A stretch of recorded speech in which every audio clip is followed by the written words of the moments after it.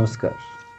आनंद कला मंच recording studio से मैं आनंद प्रकाश आर्टिस्ट आपका हार्दिक अभिनंदन करता हूं और ये कहते हुए मुझे अति हर्ष एवं गौरव की अनुभूति हो रही है कि राष्ट्र आज अपना 76वां स्वतंत्रता दिवस मना रहा है और इस अवसर पर मेरे गांव के लोगों ने मेरे यहां भिवानी पहुंचकर सोमा फिल्म्स के एक नए स्टूडियो का उद्घाटन किया।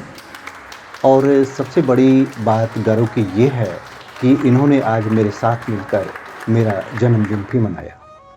राष्ट्र का जन्मदिन, मेरा जन्मदिन एक ही दिन होना मेरे लिए बड़े गर्व की बात है।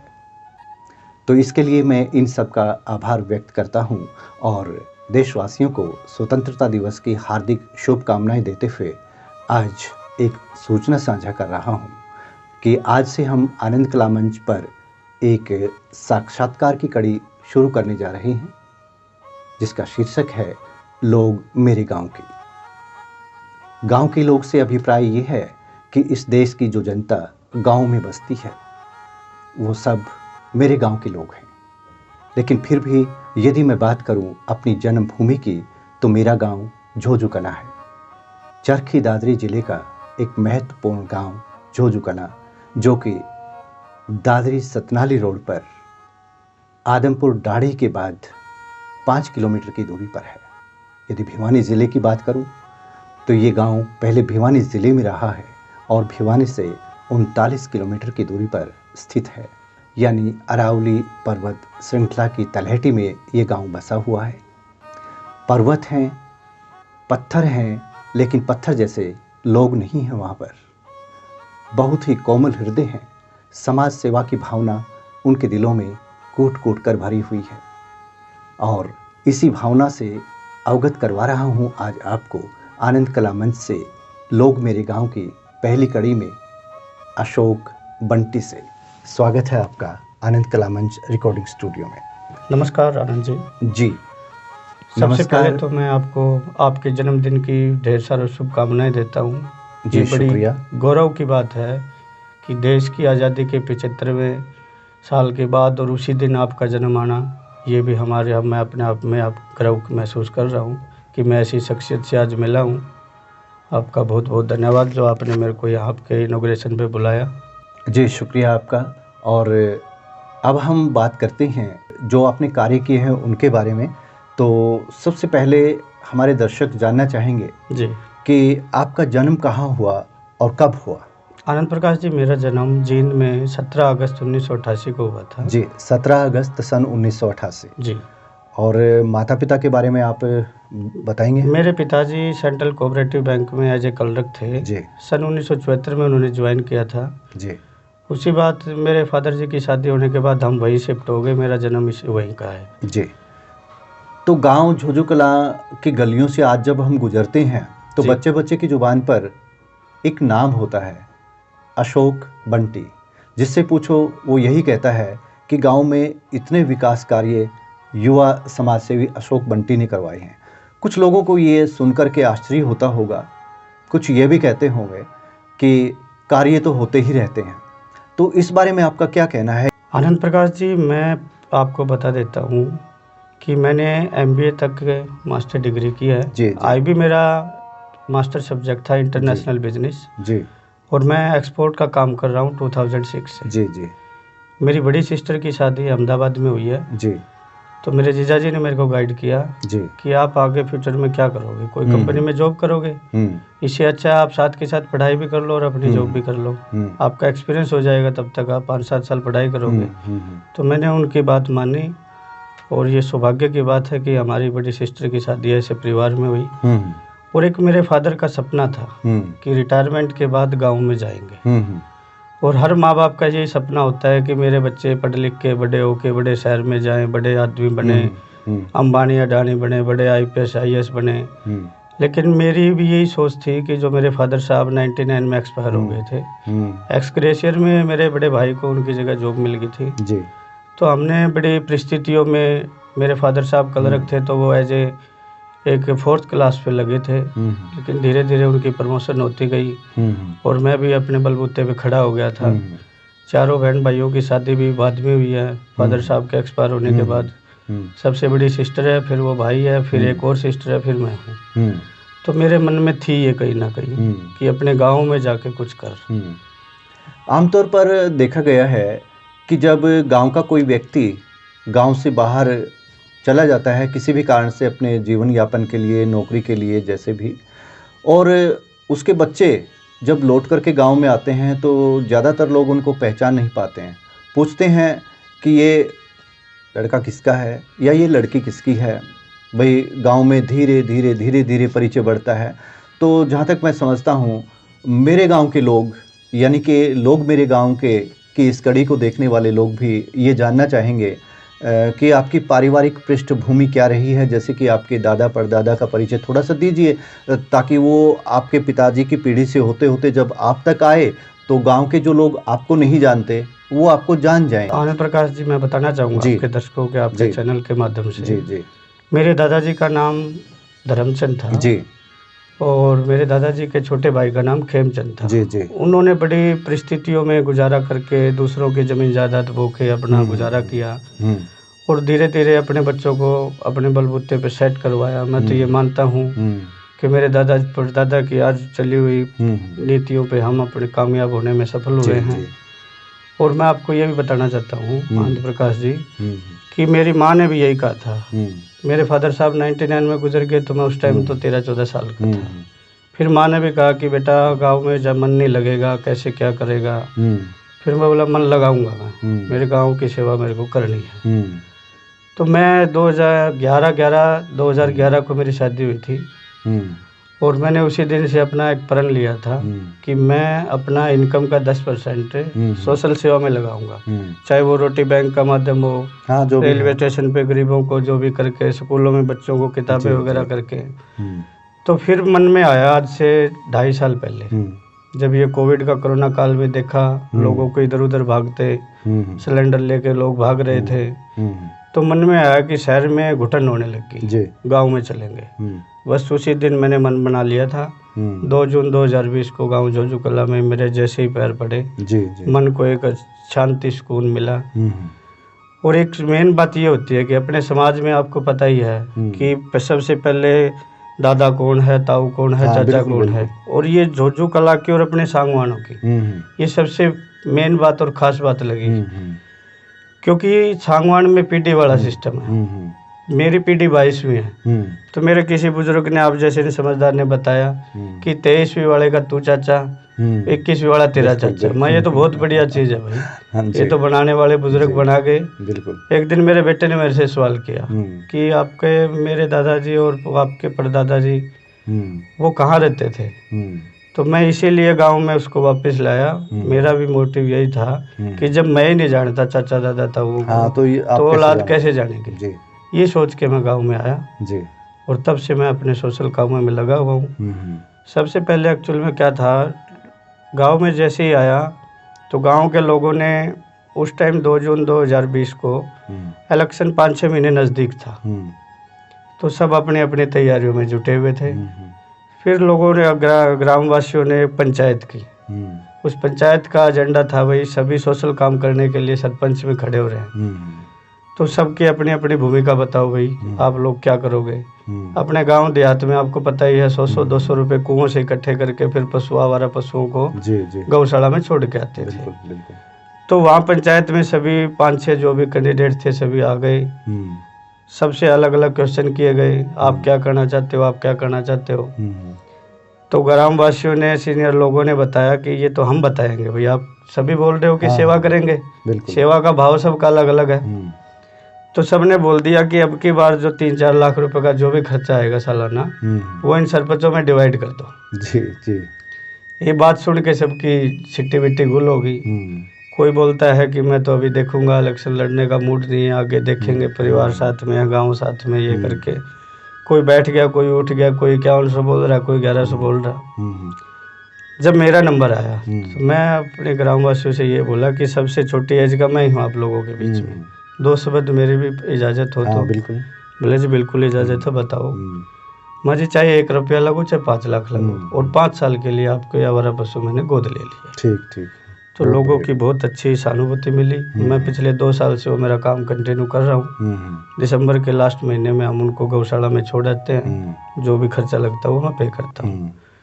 उसके बाद बाजार में गए, लोगों को देखा, पंडित जी हैं, बढ़िया लोग हैं, दुकानदार हैं, वो बड़े बंदरों से बड़े परेशान थे। अब फिर वो देहात का तो पता ही है समाज में, भाई कोई वो लोग बीच में बाजार में गए तो भाई हमारे डांगर के काम आए। हाँ। हम तो बंदरान खा लिए। जी बात आपकी भी जानवर है, तो बोले इन बंदरों का इलाज करो। तो मैंने जी एक अपना DFO है अपने जींद में, राठी साहब से बात की, जी मां सर ये बंदरों का पकड़ने का प्रोसीजर क्या होता है। तो उन्होंने प्रोसीजर मेरे को बता दिया, जो लीगल प्रोसीजर है, भाई वन्य जीव है, इनको हाथ मत लगा देना, एज पर प्रोसीजर से काम करो। तो उन्होंने मेरे को गाइडलाइंस दी, एक मथुरा की टीम का नंबर भी दिया कि आप इनसे संपर्क करो, वैसे ये जिला परिषद का काम होता है बंदरों को छुटवाने का। तो मैं उस टाइम सर अपने DC जोगपाल जी होते थे, चरखी दादरी राजेश जोगपाल जी, उपायुक्त साहब के पास में अपना आवेदन लेके गया कि सर मैं ऐसे ऐसे अपने गांव को बंदरों से निजात दिलाना चाहता हूँ, लोग परेशान हैं। तो DC साहब भी समझ नहीं पाए, वो कन्फ्यूजन में थे कि वो उन्होंने सोचा कि ये कोई टेंडर लेने आया है। बोले जी अभी कोई टेंडर देने का हमारा मूड नहीं है और ये तो जिला परिषद का काम है, जब देंगे तब बता देंगे। मैं sir I am master degree MBA pass out, और मैंने अपना इंट्रोडक्शन दिया, आई एम सोशल वर्कर। बोला ठीक है। तो मैं सर मैं ये मेरे पैसे से करना चाहता हूँ, आपको सिर्फ परमिशन देनी है। बोले ठीक है, ये तो बहुत अच्छा काम है फिर तो ADC राहुल नरवाल होते थे, उनको जो ज्वाइंट दे रखा था चरखी दादरी का, मैं उसके पास गया तो वो एप्लीकेशन दी, उस पर साइन हो गई। उन्होंने बताया भी DFO भी इसमें लोड करना पड़ेगा, VS डॉक्टर लगाना पड़ेगा, जांच भी करनी पड़ेगी, बंदरों को कोई एक्सीडेंट ना हो जाए, हानि ना पहुंचे। तो वो सारे काम करके जी लीगल प्रोसेस होके मेरा करेक्टर सर्टिफिकेट भी जांच किया गया, और वो एप्लीकेशन मेरे को 2 महीने 20 दिन में मिली। फिर मैंने उस टीम के पास में एप्लीकेशन सेंड कर दी, वो टीम अपने पिंजरे वगैरह लेके वहाँ गए, वहाँ पहुँच गए और मैंने साल में 2 बार वो बंदर छुटवाए। 392 बंदर मैंने अपने गांव के छुटवाए। उसके बाद में सर मैंने देखा, एक दिन मैं ऐसे ही गली से गुजर रहा था कि गांव इतना बड़ा है, लोगों का कंजेस्टेड जगह है, और लोगों के छोटे छोटे 100 गज 50 गज के भी घर हैं, उसमें भी 2-4 फैमिलियाँ रह रही हैं, और वो सर पे जो तसले लेके टोकरियाँ लेके और कूड़ा डालने इतनी दूर जा रहे हैं। पहले तो बस स्टैंड होता था, वहाँ डाल देते थे, अभी बस स्टैंड बन गया है, उधर हॉस्पिटल बन गया है, उधर धर्मशाला बन गया है, सारी जगह कवर हो गई, कोई स्पेयर में तो बची ही नहीं।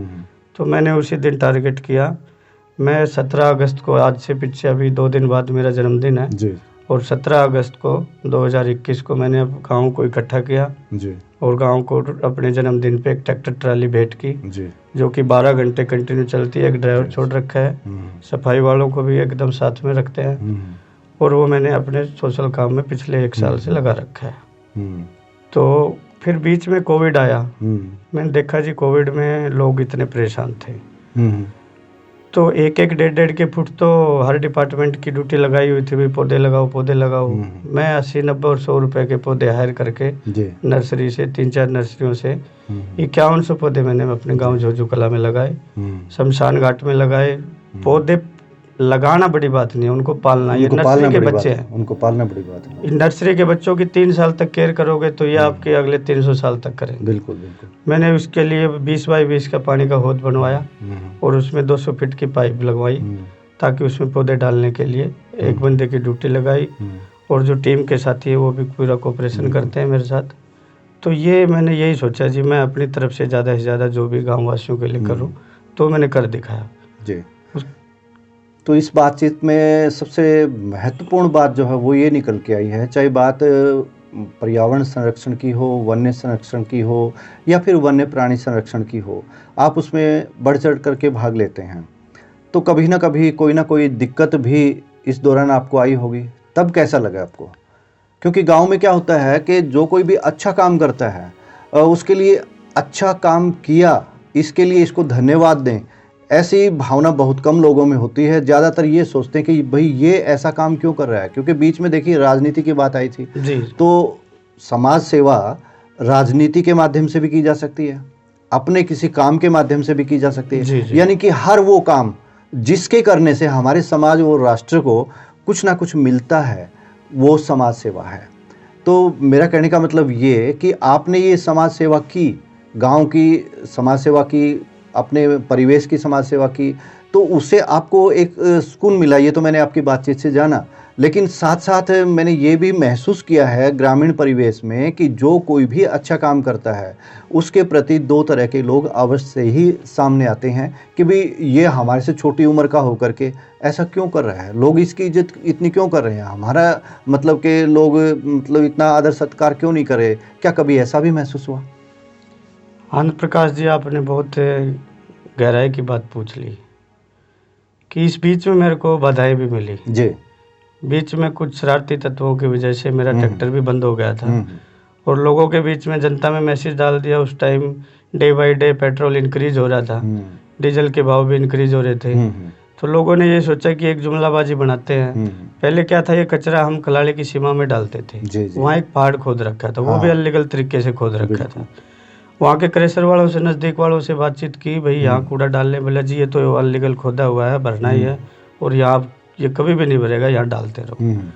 लेकिन अचानक ही ऐसा मोड़ आया जी कि अपना 10 अप्रैल को हमने गाँव में पंचायत रखी थी। जी। उससे पहले बीडीपीओ साहब के पास में, डीडीपीओ साहब के पास में, डीसी दफ्तर में मैंने कई बार दरवाजे खटखटाए।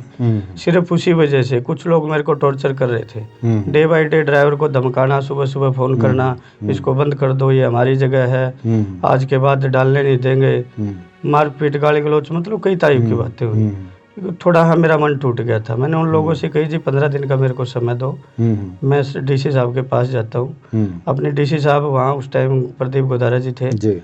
और एक्चुअल में उस दिन क्या हुआ है, ग्रीवेंसी की मीटिंग थी अपनी मार्च के महीने के लास्ट वीक में। तो मैं ग्रीवेंसी की मीटिंग में, एक ग्रीवेंसी का मैं खुद भी था जी, जी। और अपनी शिकायत लेके गया, डीडीपीओ साहब को पत्र सौंपा कि साहब मैं ये सोशल सेवा का काम करता हूँ और मेरे को गांव में कई जगह दिलाया जाए। तो बोले ये तो कोई बड़ी बात नहीं है जी, आपको जगह भी लाएंगे। तो डीडीपीओ साहब ने उसको साइन करके अपने रीडर को सौंप दिया। फिर क्या हुआ जी, 1 अप्रैल को 2 नोटिस निकाले जी। जमीन देने के बारे में, एक बीडीपीओ ऑफिस के नाम और एक समाज सेवी अशोक बंटी के नाम। तो मेरे घर पे जो लेटर आया वो तो आता है 10 मई को और बीडीपीओ साहब को लेटर मिल गया 1 अप्रैल को। 4 अप्रैल को मेरे पास फ़ोन आता है डीडीपीओ साहब के ऑफिस से, भाई आपको जगह मिल गई। मैं कहा जी जगह मेरे को कहाँ मिल गई, मेरा तो हरासमेंट हो रहा है कि जगह, मेरा माइंड डिप्रेशन में आ जाएगा। बोले जी हमने तो 1 तारीख को 1 अप्रैल को ही आपको जगह दे दी थी। तो बीडीपीओ साहब ने भी उसमें कुछ गुत्थियाँ उलझाई। एक्चुअल में मैं जननायक जनता पार्टी का जिला संगठन सचिव भी हूँ, लेकिन उस टाइम इतना परेशान हो गया था कि डिपार्टमेंट भी हमारे ही पास है, हमारे नेताओं के पास है। लेकिन जी नेताओं को तो तब पता लगेगा जब मैं बताऊंगा जी। आज तक मेरा दुखड़ा मैंने अपने सीनियर नेताओं को नहीं बताया। अगर बता भी देता तो उसका सॉल्यूशन हो जाते नहीं। बीडीपीओ साहब की क्या पावर है, हमारी जमीन हम देने वाले, आप रोकने वाले कौन होते हो।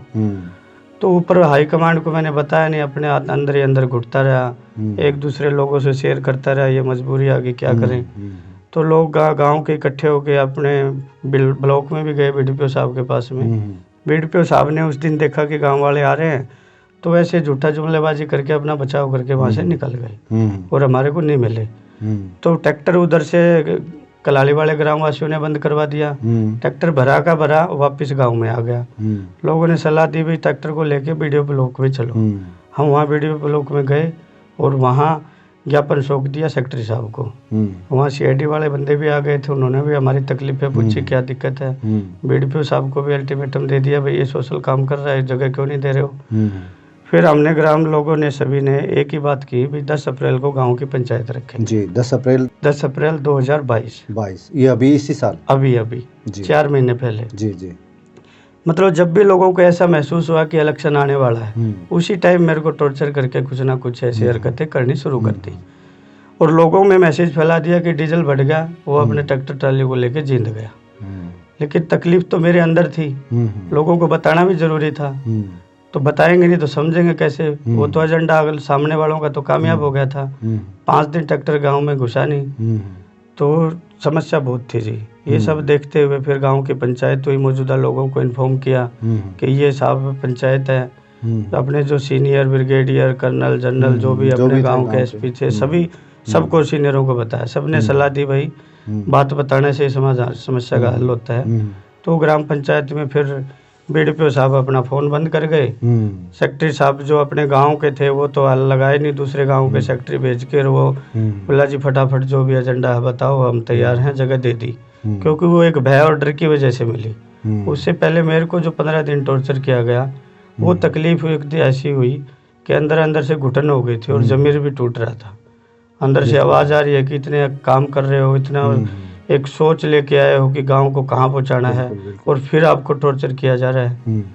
तो उसमें जी मैं नाम किसी का नहीं लेना चाहूँगा, पूरे गांव राम को पता है। सही बात है। पंचायत में बीडीपीओ साहब की जो रिकॉर्डिंगें थी मैंने वो भी सुनाई, तो लोगों को भी पता चल गया ट्रैक्टर किसने बंद करवाया, क्यों करवाया, क्या राजनीतिक षड्यंत्र था। लेकिन मैं तो यही निवेदन करना चाहूँगा उन भाइयों से भी, कैसे शरारती तत्वों से, कि गाँव को ऊपर उठाने के लिए, आगे बढ़ाने के लिए मेरा सहयोग करें। मैं गांव की सेवा करने के लिए आया हूं। तो इस बातचीत से एक निष्कर्ष तो निकल कर के आया कि वास्तव में जो समाज सेवा करना चाहता है जी, वो माध्यम चाहे कोई भी अपनाए, उसकी भावना यही रहती है कि वो अपना दुख अपने अंदर समेट ले और समाज की सेवा जितनी हो सकती है वो उससे करे जी। और अक्सर जो बात देखी गई है वो ये है कि राजनीति का रास्ता समाज सेवा से होकर गुजरता है। वो आपकी बातचीत से हमने भी देखा कि आप भविष्य में राजनीति में आना चाहते हैं, नहीं बल्कि आ गए समझिए। तो यदि आपको राजनीति करने का मौका मिलता है, किसी पार्टी से आपको टिकट मिलती है, या जैसे भी आपके किसी राजनीतिक पार्टी से, बड़ी पार्टी से संबंध स्थापित होते हैं, तो अपने गांव, समाज और परिवेश के लिए आप क्या कुछ करना चाहेंगे? आनंद प्रकाश जी, आपने गुड क्वेश्चन किया। सबसे पहले तो देखो, स्टेयर में स्टेप बाय स्टेप चढ़ा जाता है। जी बिल्कुल। मैं ये सोचता हूँ कि पहली सीट मेरी गांव के सरपंच की है।